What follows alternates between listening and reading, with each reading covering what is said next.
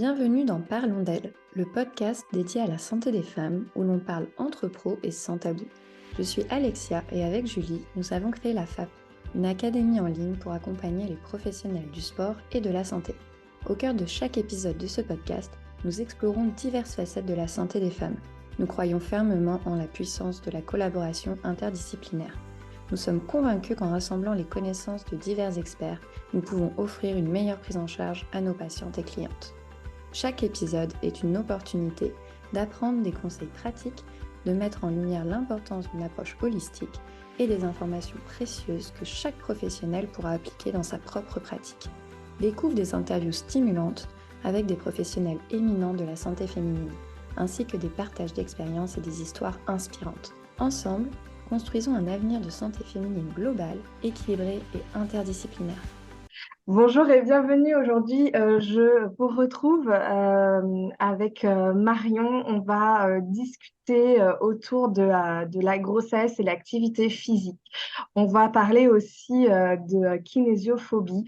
J'ai tenu absolument à faire cet épisode suite à une réflexion que m'a apportée une discussion sur Instagram. J'ai pu constater que beaucoup de femmes enceintes avaient une crainte de mouvement, hein, c'est la kinésiophobie, qui était induite par de fausses croyances à la fois par la société et par le corps médical. Donc on va voir aujourd'hui avec toi, Marion, ce qu'est l'activité physique durant la grossesse, les avantages, les inconvénients, s'il n'y en a pas beaucoup, les contre-indications, les signes d'arrêt, les sports qu'on peut faire, comment on peut faire et qu'est-ce que veut dire exactement activité physique adaptée, parce que ça veut tout et rien dire quand on n'a pas plus d'informations que ça. Je vais commencer par te laisser te présenter et puis après, on va attaquer tout de suite sur les bienfaits. Ça te va? Allez, à Très toi. bien. Ok. Donc moi c'est Marion Pellemouane, je suis du côté de Marseille, kiné spécialisée en rééducation périnéale depuis 2018, diplômée depuis 2016. J'ai commencé à m'intéresser au périnée en 2016, notamment avec les premières formations avec Bernadette de Gasquet, où du coup j'étais pas du tout en train de faire la rééducation périnéale. C'est par la suite que du coup ça m'a intéressée. Et du coup, au fur et à mesure, j'ai fait plein de formations avec l'IPPP notamment, hommes, enfants, tout ça, et kiné du sport aussi avec la SFMKS. Voilà, Hypofitness avec Estelle Kiné, du coup, sur Instagram. Voilà, plein de petits trucs autour de la pelvipérinéologie, des PCR et tout ça. Et, euh, et du coup, périnatalité, pas encore, mais comme je suis en plein dans ma fin de grossesse, du coup, donc ça me parle de plus en plus et j'adapte de plus en plus mon discours et ma pratique aussi, je pense, par la suite sera encore différente. Voilà. Très bien. Donc voilà, donc là aujourd'hui, je t'ai choisi parce que justement, tu avais à la fois ce bagage pelvipérinéologie, ce bagage sport, et que tu es actuellement dans ton neuvième mois de grossesse, donc c'est ton quotidien actuel.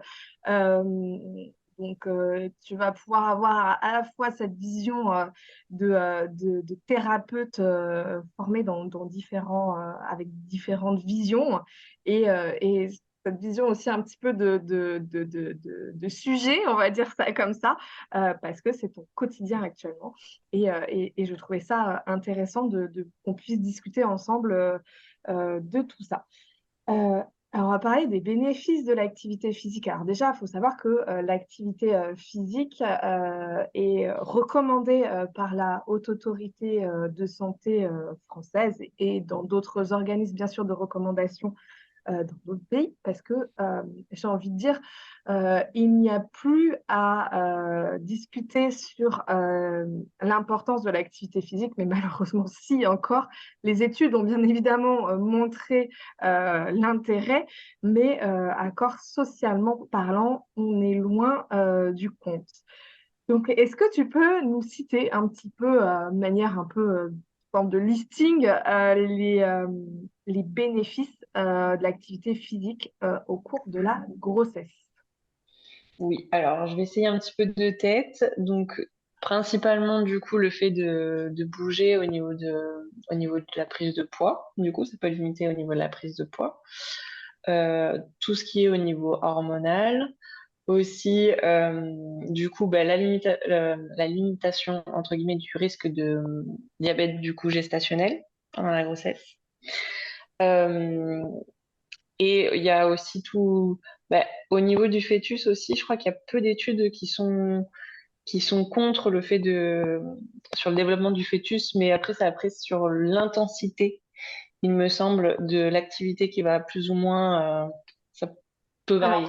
Ouais, en fait, donc on n'a pas montré d'effets négatifs sur le fœtus, même on a montré plutôt des effets positifs et on a longtemps euh, préconisé, et encore, c'est encore aujourd'hui hein, les recommandations, donc on va s'arrêter aux recommandations, mais il y a des nouvelles études qui arrivent à dire qu'on parlait d'activité physique modérée. Je sais qu'il y a des études là qui sortent un petit peu plus sur des activités sportives beaucoup plus intensives comme les HIIT. Donc, Mm. on va à la limite des capacités physiques. Et HIIT et grossesse, bah, on n'a on n'a pas montré d'effet délétère. Alors, les études qui sont faites aujourd'hui, elles ont très très peu de poids. C'est compliqué, hein. On a toujours ce principe de précaution avec les femmes enceintes, ce qui a son avantage et son inconvénient lorsqu'on fait les études. Mais en tout cas, ce qui sort pour l'instant, donc c'est à étayer, hein, bien entendu, c'est que l'intensité, c'est pas une question d'intensité, c'est une question de comment on supporte l'intensité. On va voir, hein, il y a des signes où on se dit, là, on passe notre seuil. C'est surtout la respiration, un signe très simple. Hein, je pense que tu l'as, Marion. C'est, on dit, patiente, elle doit être capable de parler pendant qu'elle fait l'effort cardiovasculaire, surtout. Voilà. Mais voilà, en réalité, ces signes-là, bah, voilà, c'est presque plus un principe de précaution que réellement quelque chose prouvé dans les études, parce que bah, justement, on a l'air de pouvoir démontrer l'inverse. Donc, on va rester sur les précautions. On va dire activité modérée. Et donc, pour revenir à ce que tu disais, l'activité physique modérée est plutôt bénéfique pour le fœtus et pour le nouveau-né qui viendra après. Et surtout, on va réduire la principale chose. Donc, c'est un peu lié, hein, le poids de la maman, le risque de diabète gestationnel. Et aussi, on a le risque de macrosomie. Donc, un bébé supérieur à 4 kilos qui peut entraîner des problématiques pour la maman lors de l'accouchement, bien entendu. On va pas aller dans les détails, mais je pense que on comprend bien pourquoi. Tout à fait. Ouais, ouais. Est-ce Tout ce que qui va être, par exemple, j'enchaîne juste sur ça, ouais, ouais. Le risque d'instrumentalisation, de césarienne, de, de médicalisation au niveau de l'accouchement, après en lui-même, ouais, il y a tout ça aussi, je crois, au niveau de la ouais, pratique sportive qui peut diminuer. exactement. Donc ouais, c'est pas négligeable, surtout si on veut aller dans tout le côté maintenant de plus en plus physio, sur l'accouchement, et en plus sur la récupération. Exactement. Bah, comme tu le dis, à la fois, ça a des bénéfices sur l'accouchement, ça a des bénéfices sur la récupération. Bah, bien sûr, hein, on ne sera pas désadapté à l'effort. Donc, l'accouchement et le postpartum, c'est quand même des étapes assez comment dire, Fatigante, ouais, ouais, ouais, épuisante et... ça travaille sur l'organisme, on va dire Mm, ça mm. comme ça. Donc, si déjà notre seuil d'adaptation est faible, bah, ça va être compliqué d'être bien sur ces étapes-là. On a un autre bénéfice qui est non négligeable, c'est la prévention de la dépression du pré et du postpartum. Alors, moi, j'avais en tête un chiffre, mais je ne le retrouve plus. J'avais lu quelque part, donc je suis pas sûre de mon information, mais moi, j'avais lu quelque part que ça diminuait par 5 le risque de dépression du postpartum. Euh, Alors, ouais. c'est possible. Moi, j'avais un chiffre encore. Alors, c'était pas le même chiffre. C'était un chiffre sur par rapport à, je crois, 10 et 30% en pré. Il faut juste que je regarde.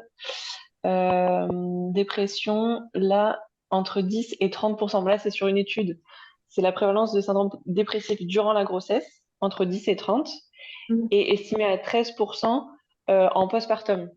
Mm. Finalement, bon, après, c'est juste une fourchette, mais Ouais, qui pourrait dire qu'on pourrait limite avoir plus de dépression pendant la grossesse sans activité bien euh, sûr.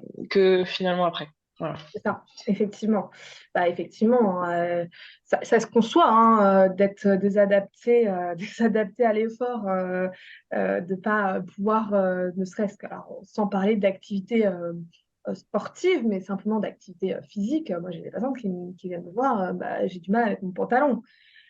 Niveau qualité de vie, c'est quand même un peu embêtant, quoi. Donc, bah oui, donc on va ramener de l'activité physique pour réadapter un petit peu le corps et qu'on soit capable de mettre son pantalon. Après, on peut avoir un manque d'amplitude, voilà, ça peut être compliqué, mais pas impossible, quoi. Donc, Mm, euh, mm, donc, euh, donc, euh, donc voilà, donc c'est vrai, c'est pour ça que effectivement, ça va diminuer complètement. On ne subit pas la même chose quand on est désadapté à l'effort que quand on est dans un état physique plus intéressant. Donc, psychologiquement, forcément, les choses vont suivre de manière plus confortable.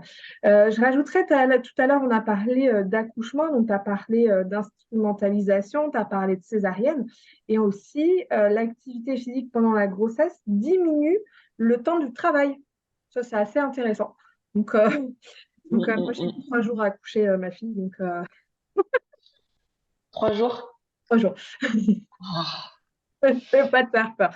Tout va bien, ça s'est terminé. Oui, Donc, après on oublie. voilà, il n'y a plus à débattre sur le fait que l'activité physique pendant la grossesse est un vrai plus. On a longtemps cru que on risquait en fait la perte du bébé, quoi. C'est la fausse couche, hein. Donc, on disait non, faut se ménager parce que le corps est occupé à faire le bébé. C'est pas faux qu'on consomme un petit peu plus d'énergie parce que bah, notre corps est en train de faire un bébé, ça pourquoi pas. Mais en fait, bah, c'est un petit peu tout l'inverse. Plus on va rester adapté à l'effort, plus notre corps va faciliter tout ça et du coup, on diminue le risque de prééclampsie. Donc, Oui. prééclampsie, c'est un accouchement une urgence en fait d'accouchement pour le bébé. C'est la tension qui ne suit plus du tout.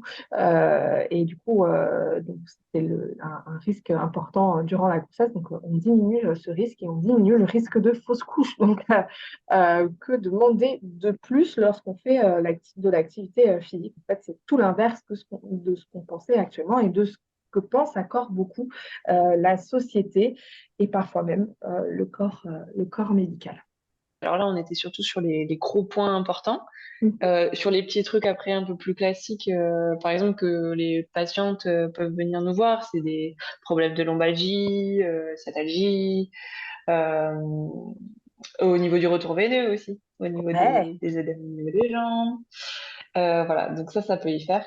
Et après, on a dit tout le côté physique, psychique, du coup, de pouvoir bouger, ça fait du bien au niveau confiance en soi et tout ça. Et le côté, alors moi je suis pas mal touchée aussi au niveau du transit. Le fait de bouger, ben, ça active aussi au niveau du transit. Moi, la grossesse, ouais, la constipation, fallait que je la surveille, quoi. C'était à gérer. Ça ouais, allait, mais voilà. Et il y a pas mal de femmes quand même à c'est qui ça ça. peut arriver. Et elles se retrouvent souvent, enfin, j'ai l'impression, hein, moi j'en ai croisé par exemple sur des labos, sur les prises de sang, tous les mois, les suivis, elles avaient des médicaments de prescrits et tout ça, alors qu'il y a des choses à faire, que ce soit un peu plus naturel en mouvement ou en phytothérapie, naturothérapie, quoi. Mm, mm, mm, mm. Mais il y a ça aussi, ouais. Ouais, bah ouais, malheureusement, c'est un peu la problématique. On est beaucoup dans le traitement médical et un peu moins dans le traitement par le mouvement. Ouais. On ne cessera de le dire que l'activité physique est le meilleur médicament. Alors, pas adapté à tout, hein, attention, hein. Des fois, il faut prendre les médicaments, mais des fois, accompagné, ne serait-ce que par de l'activité physique, peut changer énormément de choses. Et donc, merci effectivement d'avoir rappelé que tout ce qui est douleur musculo-squelettique, qui est quand même finalement notre cœur de métier, euh, euh, et à prendre en compte dans les bénéfices de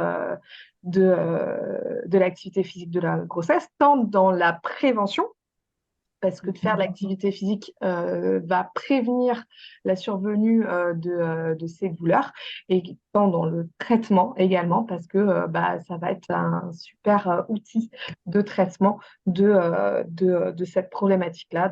Donc effectivement, on valide encore l'activité physique.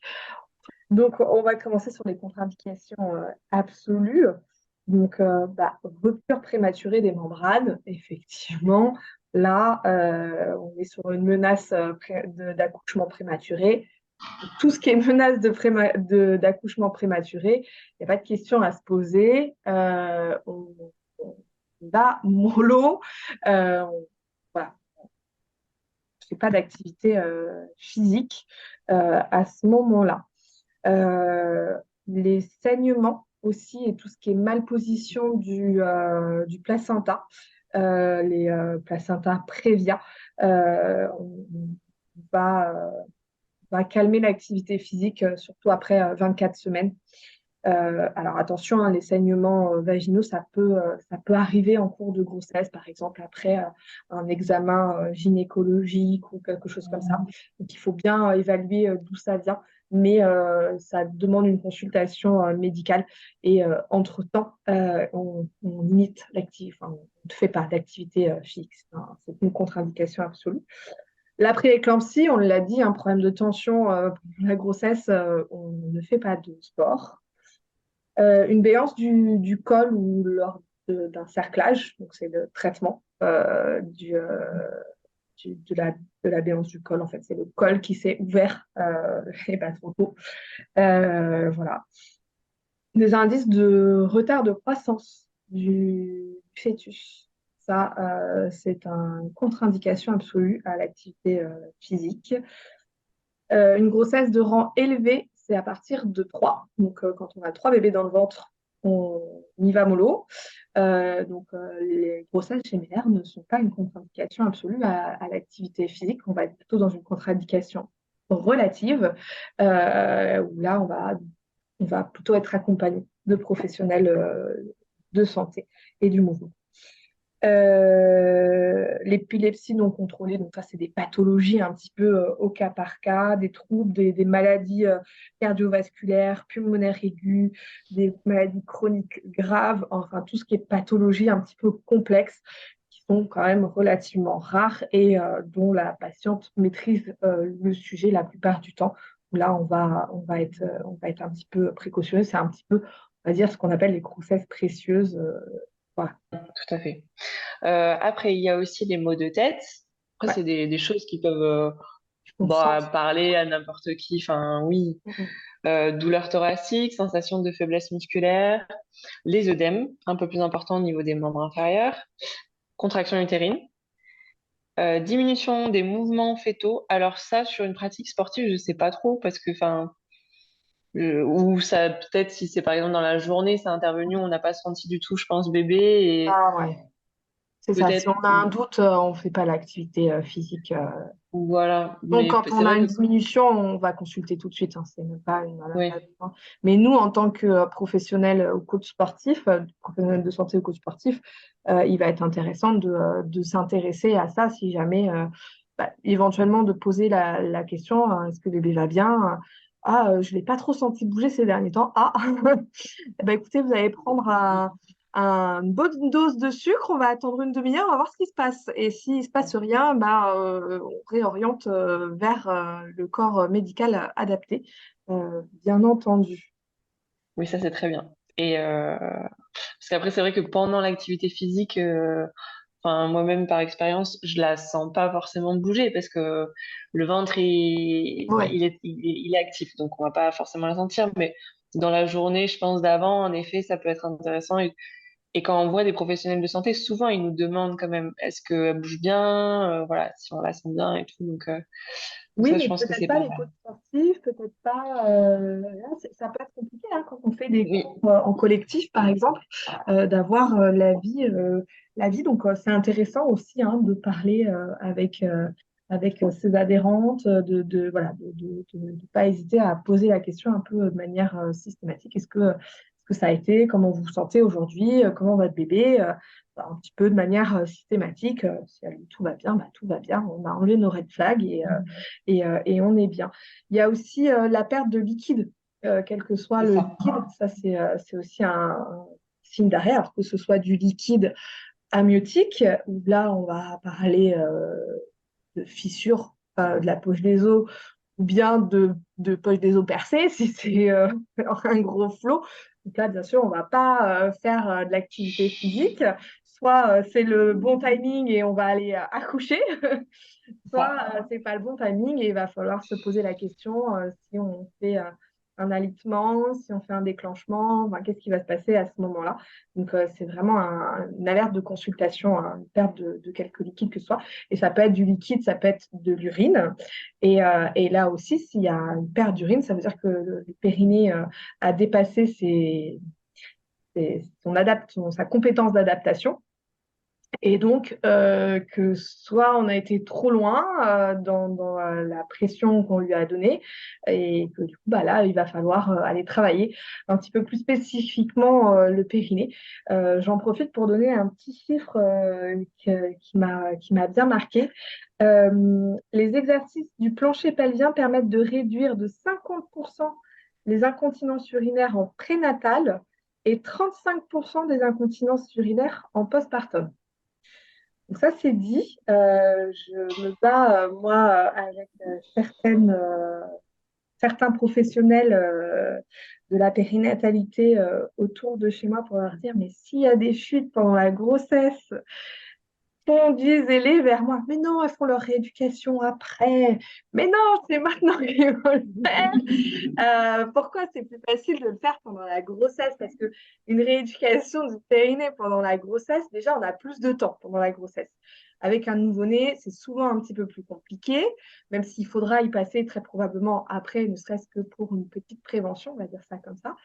Ça peut être intéressant de le faire en prépartum parce qu'en fait, une bonne rééducation, ça peut aussi faciliter l'accouchement et l'accouchement le jour J. Donc, voilà, c'est quand même dommage de passer à côté de ça, quoi. Donc, je sais qu'il y a beaucoup de thérapeutes qui ont peur de commencer la rééducation en prépartum, mais non. C'est recommandé. Hein, ces données que je vous donne viennent de la prescription d'activité physique et sportive pendant la grossesse en postpartum, les recommandations de l'HAS. Donc voilà, je ne sors pas ça de mon chapeau. Oui. Euh, donc voilà, à bon entendeur. Je ferme ma petite parenthèse et je vais en ouvrir une autre. Tu as parlé tout à l'heure, et de manière très justifiée, des douleurs et des gonflements du mollet. On va peut-être dire un petit peu pourquoi, parce que si on a des professionnels qui nous écoutent, ils vont très vite faire le lien, mais si on a des non-professionnels, ils vont peut-être moins savoir pourquoi c'est une contre-indication à l'activité physique. Marion va parler de phlébite, bien entendu. C'est ça qui est sous-entendu par ce signe clinique. Alors, qu'est-ce que c'est que la phlébite? Je te laisse la parole, c'est simple. Euh, Donc là, c'est quand ça surpasse du coup même l'œdème au niveau du membre inférieur, où là, comme signe, on va avoir la rougeur, le mollet qui n'est plus ballant, qui est dur, qui est chaud et douloureux. Bon, bah là, c'est oui, directement les urgences. Hein. c'est rare Euh, hein, d'avoir tous les signes cliniques. Hein. On a aussi l'augmentation de la douleur à la dorsiflexion. On a effectivement une induration sur le mollet. c'est rare. En fait, à partir du moment où on voit que le mollet n'est pas normal et pas identique à l'autre, parce que bon, les jambes qui gonflent en fin de grossesse, surtout quand il fait chaud comme ça, je ne sais pas dans quel état sont tes jambes, Marion, mais C'est pas la folie, on va dire. voilà. Donc, en fait, c'est vraiment un gonflement anormal qui peut signer d'une thrombose veineuse profonde. Donc, c'est un petit caillot donc un petit caillot, c'est du sang coagulé qui va se former au niveau des veines des membres inférieurs, donc principalement dans les mollets, parce que justement, la circulation sanguine est de moins bonne qualité, tout simplement parce que on a un volume sanguin qui est beaucoup plus important lorsqu'on est enceinte et du coup, le retour veineux peut se faire surtout avec la progestérone, entre autres, nos muscles lisses fonctionnent un petit peu au ralenti, donc le retour veineux se fait pas de manière très optimale. Et du coup, on va avoir ce caillot qui va se former et le risque en faisant de l'activité physique, c'est qu'il se décroche et qu'il aille migrer dans les poumons. Et c'est l'embolie pulmonaire qui va poser de réels problèmes. Donc, l'embolie pulmonaire, pour faire très schématique, c'est la crise cardiaque du poumon. Voilà, au risque de nécroser une partie du poumon. C'est assez embêtant. Et les phlébites pendant la grossesse sont assez fréquentes. Mais par contre, si on revient sur notre sujet de l'activité physique durant la grossesse favorise une bonne circulation, une meilleure circulation sanguine et donc diminue le risque de phlébites. Pour ajouter après, le truc, c'est que il n'y a pas beaucoup de professionnels de santé et de médecins qui vont proposer une activité physique adaptée, à mon sens, encore pendant la grossesse. Et du coup, il y en a très peu qui en prescrivent. On n'en voit pas tant que ça. Enfin, moi, de ce que je vois beaucoup, c'est oui, il y a des pathologies un peu urinaires. La patiente enceinte, au deuxième trimestre, elle a des fuites urinaires et ça la gêne. Elle va en parler, le professionnel, du coup, il va pouvoir prescrire la rééducation, ou elle a des douleurs, là, ils vont prescrire, mais ils vont pas forcément parler en prévention. De toute manière, la sécurité sociale ne Voilà. rembourse pas, hein. C'est ça le Ça, problème. c'est sûr. En fait, c'est pas une question de prescription. Les médecins, effectivement, ne peuvent pas prescrire, enfin si, ils peuvent prescrire de l'activité physique durant la grossesse. Aujourd'hui, la sécurité sociale ne rembourse pas la prévention durant la grossesse, mais on va pouvoir avoir les femmes en cas de douleur ligamentaire, lombalgie et autres, ou là, effectivement, périnée, comme tu disais. Et c'est là où on va pouvoir inclure un réentraînement à l'effort. Mais en vrai, quand on est face à des patientes qui risquent une désadaptation à l'effort ou qui sont dans le début d'une désadaptation à l'effort, j'ai envie de dire, on n'est pas dans la prévention, là, on est déjà dans le traitement. Et ouais, tous ces cas-là qui sont des cas modérés, entre guillemets, où il faut faire une contre-indication relative, comme tu dis, en fait, ces cas-là, ils rentreraient dans le cas d'un traitement. Et à mon sens, hein, que ce soit quelqu'un qui a une femme qui a du diabète type 1 ou gestationnel et une désadaptation plus ou moins avérée, oui. Ouais, après, là, faut vraiment pas hésiter à discuter avec les caisses d'assurance maladie pour voir sous quelle cotation on peut prendre en charge cette problématique, parce on est vraiment dans le cadre d'une problématique et plus dans le cadre de la prévention. Même si ce serait bien d'attaquer en prévention avant pour pas être déjà dans des adaptations à l'effort et on aurait évité tout ça. C'est terminé pour l'épisode du jour, on espère qu'il t'a plu. N'hésite pas à nous laisser un commentaire ou à le noter et on te donne rendez-vous la semaine prochaine pour un nouvel épisode.